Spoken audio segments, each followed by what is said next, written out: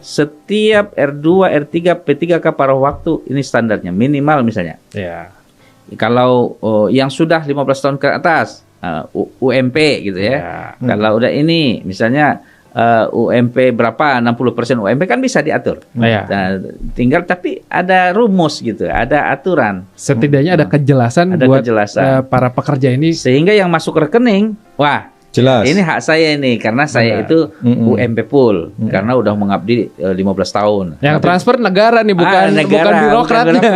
Gitu. Nah, ini maka kita kemarin merekomendasikan ya. Kan ini ada tes gelombang kedua. Oh iya. Tes gelombang kedua ini udah pada cemas. Nah, itu bagaimana? Bangga karena gini. Gelombang kedua ini mereka ada yang sudah mengabdi 15 tahun. Ya. Bahkan ada yang 20 tahun kan. Tapi juga kalau dia hanya terdaftar di BKN 3 tahun, berarti kan dia masih mengabdi 3 tahun.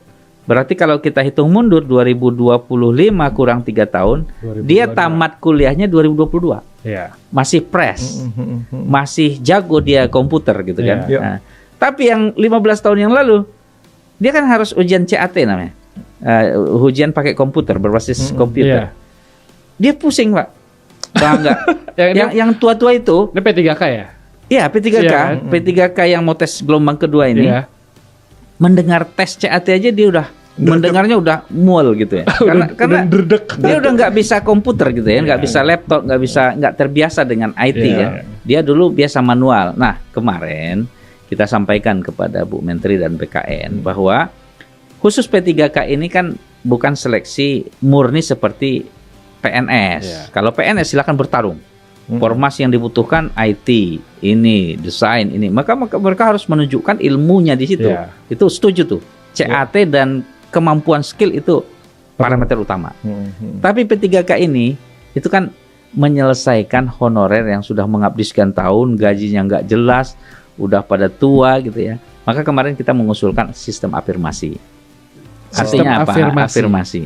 Artinya sistem kemanusiaan dan keberpihakan gitu loh ya. Jadi kita tidak mengangkangi undang-undang mereka harus tes. Tetap juga pakai komputer. Tapi penilaian komputer misalnya bobotnya dari hasil tes komputer 30%. Ya kan? Masa pengabdian dihitung 40% misalnya kan. Yang mengabdi 10 tahun ke atas dapat 40% nilai gitu kan. Jadi walaupun CAT-nya rendah masih tertutupi dengan pengabdiannya gitu. Ternyata memang kayak penilaian kita itu. Menyelesaikan masalah sebenarnya masalah kepegawaian begini nggak bisa langsung dilihat sebelah mata nggak aturan bisa. Ini gitu. Karena ada hal-hal kemanusiaan yang harus perlu kita perjuangkan. Kasihan kan Mas Aziz, coba bayangkan. Dia sebenarnya pengalaman dia oke, ya. Mengajar kemudian matematika misalnya kan. Mengajar SD matematika. Dia sudah 15 tahun mengajar. Dan psikologi murid itu dia udah dapat gitu ya. Karena udah 15 tahun. Keibuan itu udah dapat. Dari segi skill mengajar matematika sederhana di sekolah, udah oke dia. Dibanding ada persgurudet yang baru datang, tapi dia pintar secara ujian, tapi belum tentu dia bisa ngajar kan? Secara kemampuan di lapangannya ya. Prakteknya belum gitu. Jadi maka kita menyampaikan bahwa seleksi untuk P3K ini ya, jangan hanya mengedepankan sistem CAT itu aja, tapi ada sistem kemanusiaan yang tanpa mengurangi kualitas mereka gitu kan. Sayang dong kalau seandainya ilmu-ilmu, apalagi ilmu sekarang kan kalau tes kan ilmu global gitu. Berkembang terus. Gitu. Karena apalagi PNS itu kan PNS mau orang kan ngeliatnya kadang-kadang PNS P3K kan hampir sama. Seragamnya sama soalnya nggak ada bedanya. Itu kan mereka juga dituntut untuk bekerja tetap maksimal kan. Tetap melayani lah. Karena kan mereka ujung tombak dari sebuah pemerintah yang paling terkecil dalam pelayanan publik. Betul. Nah itu kalau misalkan apalagi kadang-kadang komentar-komentar yang kurang bagus gitu kan soal kerjanya, inovasinya segala macam. Itu kan juga jadi tuntutan ke pemerintah juga. Ini gimana sih gaji terus gitu segala macam, tapi pelayanannya bagaimana ke masyarakat? Apalagi banyak itu kan kalau di sosial media gitu. Jam 8 belum buka atau enggak jam berapa masih santai-santai main catur. Nah, itu image itu selain masalah penerimaan tadi ini seleksi P3K, ASN tentu pelayanan kan juga jadi unsur penting lah di mata publik gitu ya. Nah, khusus bab itu P3K itu tuh Mas Angga itu kan mereka perjanjian pegawai dengan perjanjian kerja ya. Maka mereka itu ada waktu-waktu evaluasi mereka. Nah, kalau misalnya ada yang 5 tahun gitu ya, ada yang kemarin ada setiap 5 tahun diperpanjang gitu ya. Ini salah satu bagian upaya untuk memastikan itu. Memastikan walaupun itu sebenarnya selagi dia dalam rule-nya dia bekerja, dia akan aman. Tapi ketika ada yang seperti yang tadi Bang, ada klausul bagi pemerintah, lu kan udah tanda tangan dengan perjanjian kerja. Maka kalau lu nggak beres melakukan pekerjaan, udah malas-malas, maka bisa dihentikan. Evaluasi dan monitoring itu jalan. Dan kalau P3K kan mereka ada batasan waktu, Mas Aziz. 5 tahun perpanjangan kontrak lagi, 5 tahun perpanjangan kontrak. Perpanjang itu nanti tes lagi nggak ya? Enggak, seharusnya perpanjangan aja. Nah, kalau mereka punya masalah seperti yang tadi, itu ada alasan kuat pemerintah. Kita kan udah kasih kesempatan nih, tapi ternyata lu kerjanya nggak serius. Kemudian ini kesalahan A, B, C, maka nggak dipertanggungjawabkan. Pemerintah punya hak.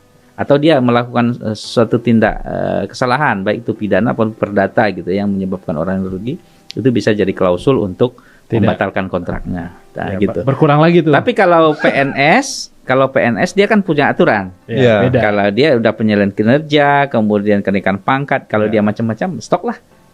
Pangkatnya nggak naik-naik gitu kan, gitu. Berarti P3K juga ya bisa dikontrol dengan sistem kontrak itu ya. Ya kalau memang Anda tidak disiplin, melanggar aturan, bisa kontrak putus. Bisa kontrak diputus. Yang akan naik tuh R2, R3-nya bisa. Ya, bisa. Karena soal kinerja itu kenapa kita perlu sorot ya, Bang. Kalau kita lihat datanya itu kan tahun 2025 ini aja negara mengalokasikan 297 triliun kalau nggak salah. Naik 7,7% dibanding 2024 sekitar 276 triliun kan.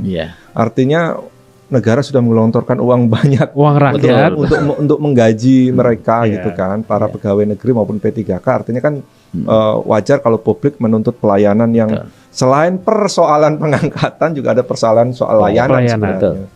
Ya itu soal PNS ini mereka juga perlu apa istilahnya tuntutan untuk kerjanya itu sih Bang. Iya, betul. Jadi belanja pegawai kita masih tergolong besar ya, Mas. Untuk pegawai ya? Untuk pegawai. Jadi betul. Jadi ketika mereka digaji pemerintah gitu ya, tentu ekspektasi publik terhadap pelayanan itu kuat gitu ya. Apalagi sekarang kan transparan. Misalnya gini, kita memperjuangkan gaji mereka misalnya UMR. Ketika itu dipenuhi, itu pasti mengalami pembengkakan terhadap anggaran kan. Seharusnya ada di satu sisi lain ada infrastruktur yang terbangun, itu harus dikurangi demi untuk pelayanan gitu ya. Tapi kalau seandainya mereka kemampuannya tidak terupgrade, kemudian disiplinnya tidak bagus, tentu ini akan menyebabkan kekesalan publik dan juga perlambatan pembangunan. Jadi itu kemarin yang kita sampaikan ya, negara boleh melakukan efisiensi gitu ya. Karena apa? Mungkin ada hal-hal tertentu yang memang itu harus tidak dibiayai. Rapat misalnya harus lewat Zoom, bisa ngapain rapatnya misalnya di hotel gitu kan. Kata Presiden Prabowo jangan jadi raja-raja kecil lah. Bang Rahmat, terima kasih. Udah ngobrol soal CASN, P3K. Ya semoga penonton Merdeka